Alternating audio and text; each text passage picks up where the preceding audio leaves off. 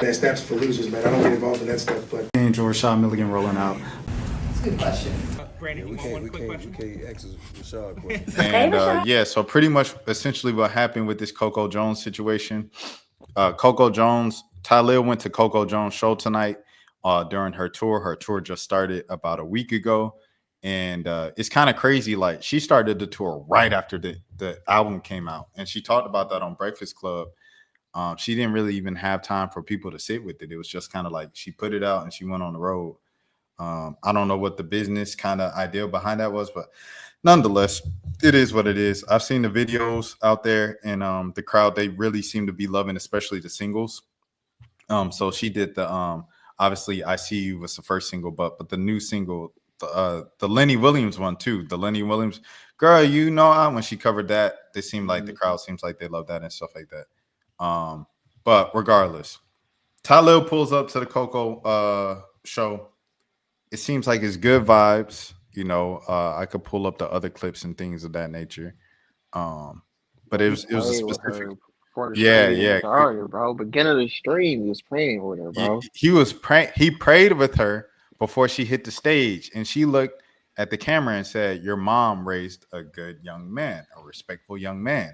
And then she asked him, "Would you rather have the money and lose the fame that you have, or would you want to have the fame with no money?" And he said, "I'd rather have the platform because I can reach people and I can talk to people and I can influence and I can speak and spread messages.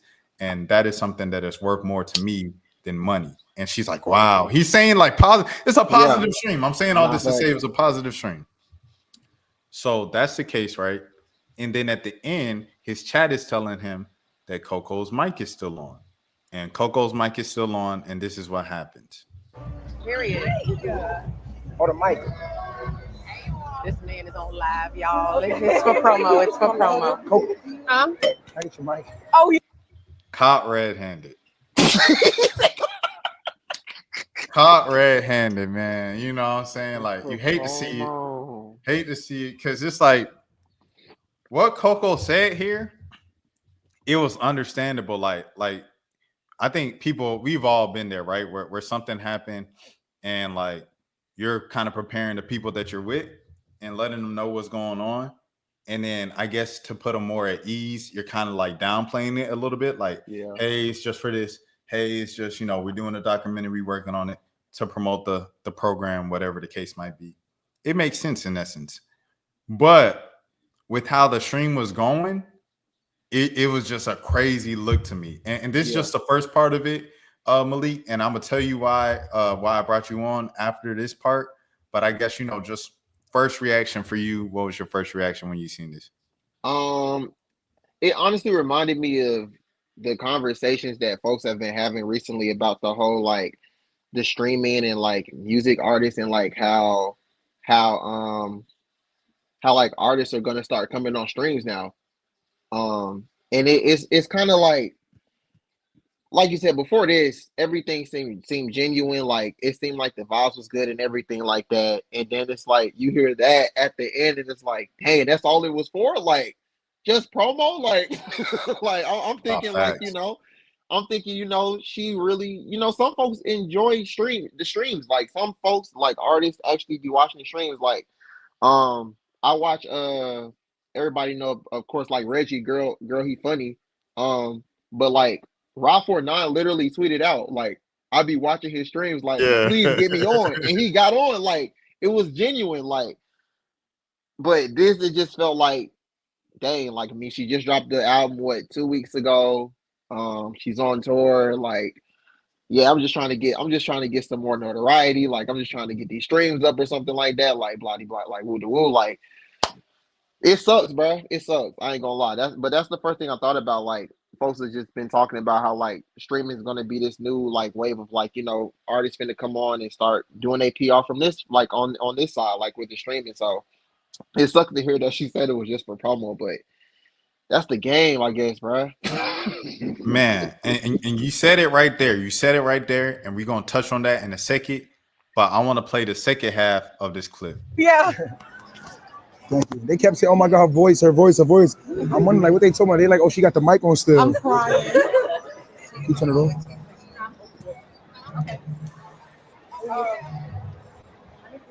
Hold on. Let me pause again. Remember this face. Y'all.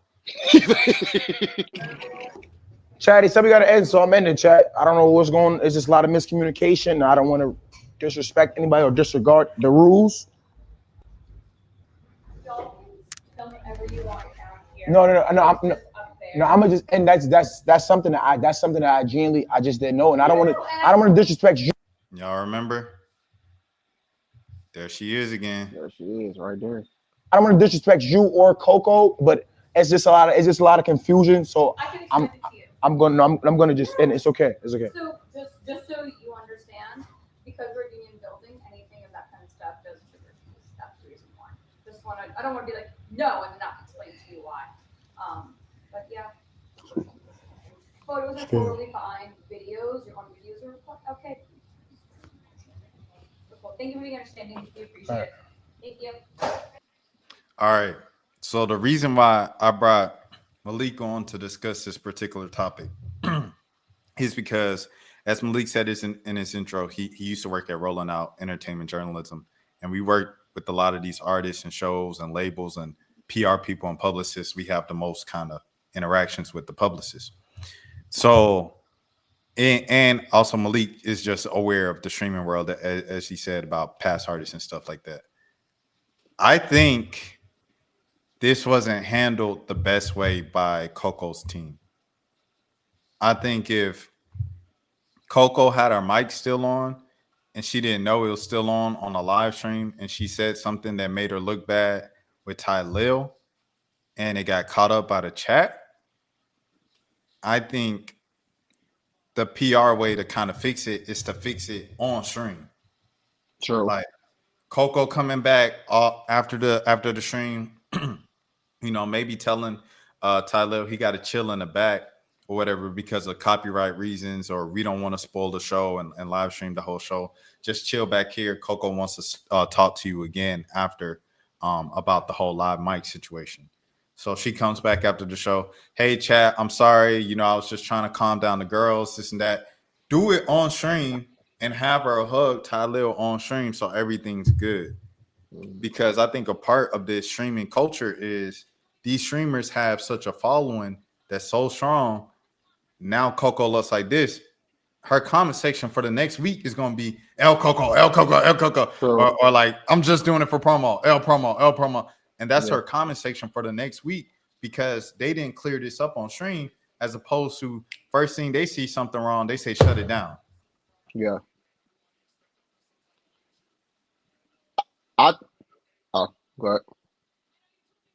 No, I was saying like it's streaming is like, because I'm pretty sure literally like they clipped this maybe like 2-3 minutes after this all happened. Like, so this is already like this stuff with the thing with streaming is like you can clip stuff instantly. People are instantly like recording, and it's going on Twitter, it's going on Instagram, it's going on all these social platforms. It's quick. So like when you have a situation like that, you have to like, this is real life. It's IRL. Like this isn't YouTube where you're recording and then you can go back and then clip some things out and make sure like this is literally happening real time. Like you have to act like this is a real time. So like you said, I think the best thing for her PR team was to like have Coco come in after and say something to the chat, say something to Tylil, like instead of this happening, because now it looks really bad now at this point. Yeah, 100%, because it looks like the PR team, it looks like they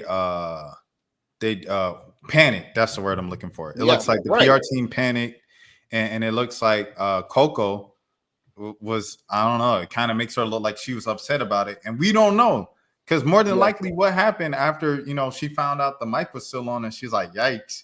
She probably went on stage and did the show. And then the PR team was probably backstage talking amongst themselves. Mm-hmm. And then that's the conclusion they came to once they saw the clips going viral on Twitter and social media and stuff like that. So it's like, I don't know. I think the PR team has to, they have to handle that in a better way. And this goes back to what you said before about just like this is where artists are going to be going now. They're going to be going on streams. This is new radio station stops and stuff like that. And for me, the way I see it is like it's kind of like I want to be cautious in the way I say this, but I feel like business capitalism. I'll say that first at top before I get to the specifics. Business and capitalism is at the top of the reasons why, but like labels be ruining a lot of stuff, bro. Like, Yeah, yeah. And you know what's crazy? Even now that the fact that you just said that, it goes back to Coco again. When she was on the Breakfast Club, and Charlamagne was like, "Yo, like your team, like they just sent us the album. I think that's what he said. Like we didn't even get to listen to it. Like you need to check. Like your team messing. Like they messing with you. Like that's crazy. That's crazy. Like this is their second straight. 100%, bro.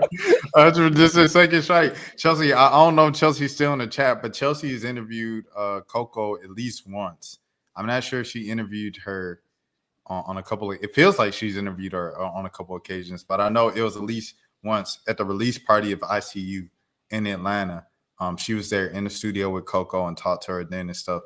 I know I ran into Coco on a couple of occasions, interviewed her once, and it was all good vibes from her. She's a pretty cool person, extremely humble because, like I said, like I was with a group of people and they wanted us to take a picture.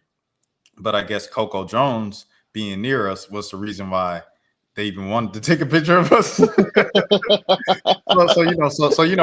we taking the picture or whatever, and Coco is standing next to me. So like, I'm standing on the end because I'm a bit taller. And then so Coco stands next to me because Coco is also taller.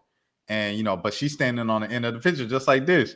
But the rest of us are not famous. So the photographer's like, Coco, get in the middle. And like the fact that he had to tell her that instead of her assuming it just because she was the only famous person there, I think said a lot about her character and just like kind of who she is as a person. And it seemed like this entire stream, at least the other clips before this occasion, seemed like she was on the same type of timing. Like she's just a cool, kind of like humble person. And so to see this was like, dang, bro, like I hate to see that it went out like this way. And she didn't even have a chance to defend herself. Like even if she finishes the show, she sees the people's reaction to this and she gets on her phone and does like a recorded Instagram video. There's no winning. The only way she won was doing this, handling this on stream.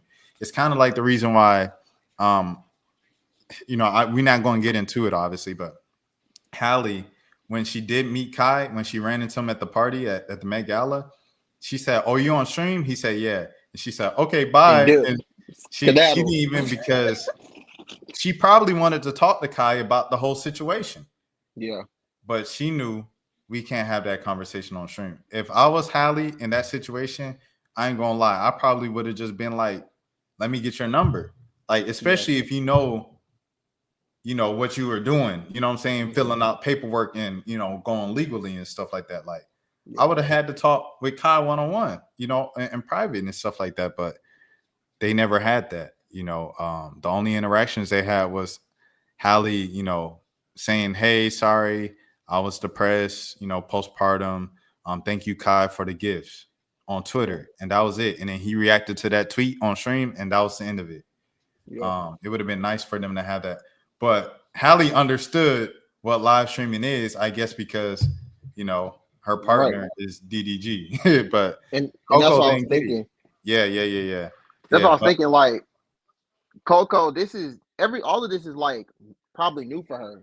Like, like I think this is this was her first studio album.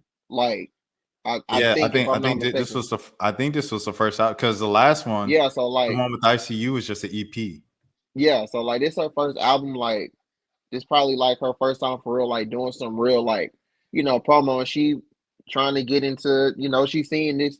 I'm sure her and her PR team see that streaming is like getting a lot of people views and stuff like that and streams and stuff like that. So they probably tried to go that route, but I mean, like you said, Holly, she knows, like she knows what to do. Like she's around all these streamers all the time. You feel me? Like they all in the same house, so she knows like what to do and like how to do certain stuff. Coco don't have no experience doing this, so like, I mean, and I mean, it's almost like it's hard to like even put all the blame on her, but I mean, Tylil should have been got the mic. I mean, it's an honest mistake, but I mean, dang, like that messes it up too.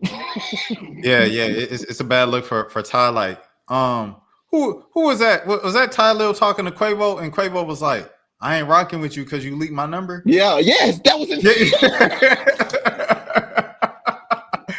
So yeah, this like the second time, you know. No, this is the third time because boy from Tyreek from Power. bro. Yes. So Tylil, bro, it's like, bro, Bro, he Tylil be moving having different. good He moving intentions, reckless. bro, but Yeah, he be moving reckless, bro. That's literally 3 times, bro. I remember that. Wow. yeah. And So you it's know like, what?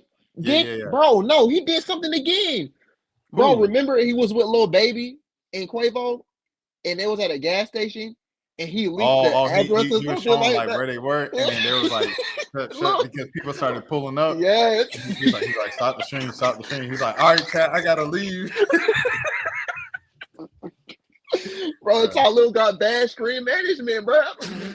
Right. Yeah. So I mean, I think it's both parties involved, but it's also like you say on the other side with the labels.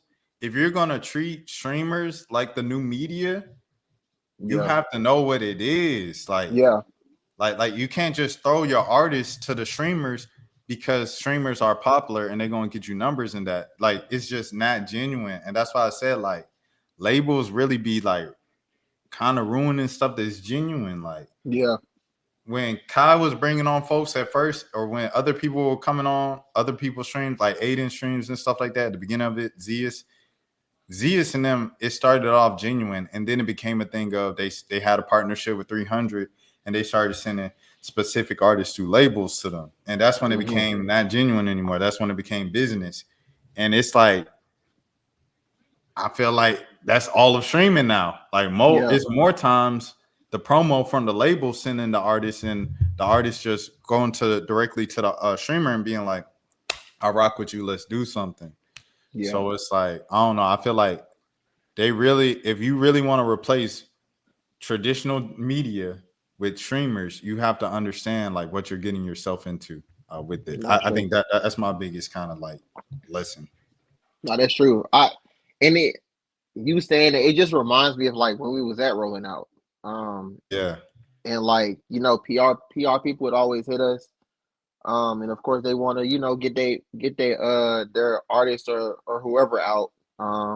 Okay, I have a question for you, Malik. I have a question for you, Malik. How were the interviews for you like with artists that you wanted to do, and you might have saw at a festival, might have saw at a concert and set up an interview, or versus, you know, an artist that a label kind of pushed on you and you kind of needed to meet your quota, and they usually send you good people, so you know if you did this artist, they were gonna scratch your back an eye for an eye.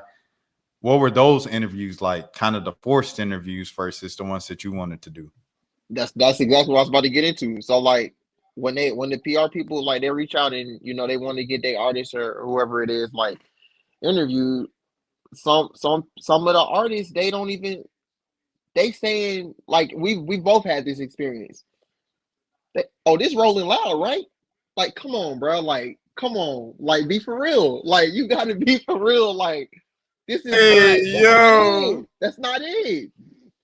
Like, I would get Rolling Loud. Like, I mean, that was probably the main thing. But I mean, going back to your question, like the people that I actually went out to seek when I seeked out an artist or somebody that I actually wanted to interview, the interview was genuine and dope. Like the first person I can think of is Roscoe.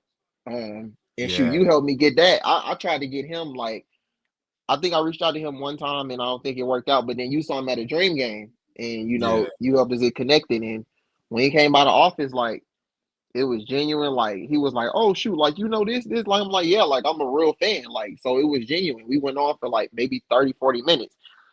Then you get like the other people that send you the artist on Monday, and they want you to interview them on Wednesday, Thursday, and I don't really have that much time to listen to the album or whatever because I already have 3-4 other things that I have to do now. I'm not sure if that's a product of rolling out, but that's just my situation that I was in. But that's everybody too, because you got to think that's Breakfast Club too. Because True, yeah, you're remember right. they was pushing out DDG, and they said, "No, we haven't had the chance to listen to your album yet." True. And DDG was like, "Dang, y'all just fired up the stream. Y'all gonna kick me out already?" And they said, "Yeah, we got Lizzo. Lizzo's already here in the waiting room, so she got to do the next interview." So I mean, yeah, that's kind of like how it is at a lot of places where you're doing interviews back to back to back all day. Yeah, so yeah, I mean, so like when I'm interviewing those people, like it's just, I mean, some people give you good energy, like some people just genuinely have good energy, bro. Like it don't matter, like we don't even have to talk about the album or whatever. Like we go on about something else. But some people you kind of just know, like, you know, that they just here to get the promo, and then like they'll get mad at you if you ain't heard this song or this song. I'm like, hey man, like, I'm like, I'm bro, sorry. I can't listen to every rapper, bro. Like, I'm sorry. I be trying. Like some folks, I had to like kind of like last second it. Like I'm playing it on my phone. Like you see it when I'm setting up the camera and stuff. They on the way 15 minutes away, and I'm playing their song on their phone, like they latest single. I'm like, okay, all right, so I can at least know like how they sound on the record or whatever. Yeah, like and I feel like then you ask them to freestyle, and they don't want to freestyle. They don't want to freestyle. It said, first of all, I ain't never heard one of your songs before. You mad? I ain't never heard one of your songs. I asked you to show me how your songs sound, and now you got an attitude. Okay, that's crazy. And it's like as much as we have to do research on them and like they stuff, like are they doing any type of like, okay, who are they come in, they probably don't even know our names sometimes, or they probably just learned our names that day. Like, and that even we're not even talking about the artists. We're not even talking about the artists. We talking about the publicists. The publicists. Talking about the people who hound us down for the interview. The person that they got up in Tylil right here and said, you got to go. You can't. You got to in stream. This lady right here, the same lady right here, she might not even have fully known what streaming and Tylil and every. She just knew Tylil. She looks concerned.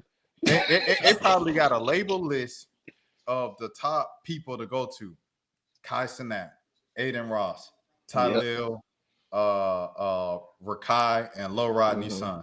They probably Pipe Boy Max. They probably got a list of 6 streamers that you can go on and you could talk to as an artist to promote whatever's going on. Yeah, that's all they know. They don't know exactly what happens in these streams. They don't know. All they know is the clips of Offset sleeping over with Kai and they dancing in the room like this. That's all they know. And it's like that's not what this is, so much more, bro. Like, it's real. You got to fill in time for like a whole hour or two.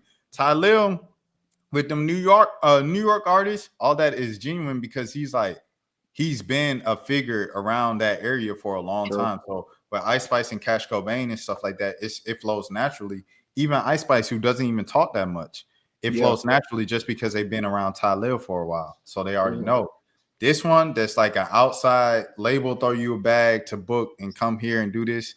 Them folks don't really, you know what I'm saying? They don't know. They just know Tylil's lit. And Tylil's taking it because they probably A, offered a bag, B, he knows Coco's lit, or 3, they offered him a bag and Coco's lit. Facts. So that just brings back memories of just like the PR and artists and stuff like that. Like, I don't know. I just feel like sometimes it's just one-sided a lot sometimes. Like, I just feel like it needs to be, and I'm not saying I'm not saying that every publicist is like that. Like, I've had some very good publicists, like, like they know your name, like they say, like I've seen some of your work, and like, they reach out to you even after and see, check on how you doing and stuff like that. Like, it's definitely a lot of good publicists that check on me, like you said, like since I left Rolling Out, they still check in on Yeah. me. But yeah, nah, I don't I don't know if this would have been the best stream for like Tylil. Of course, he does. Like Tylil always have like you was just telling me like a couple days ago. Like Tylil always have like the best streams because he be having like some fire people.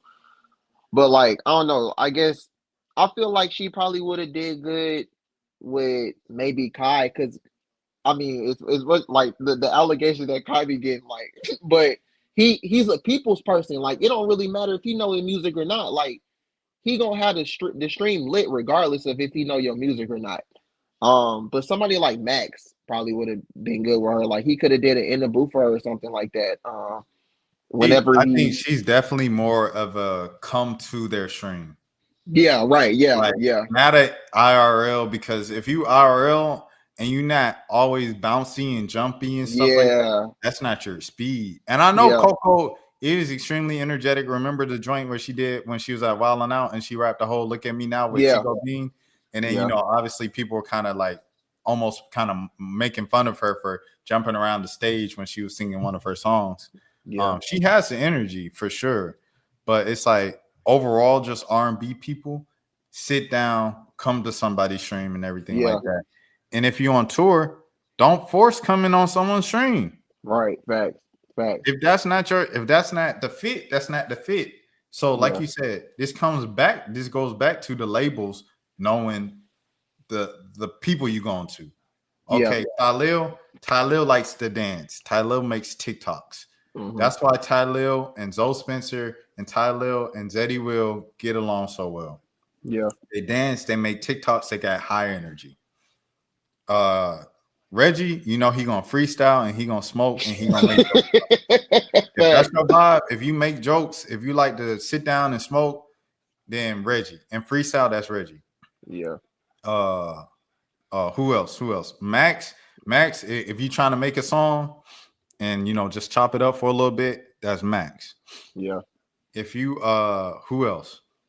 Aiden. Who else be having? Oh yeah, Aiden, yeah.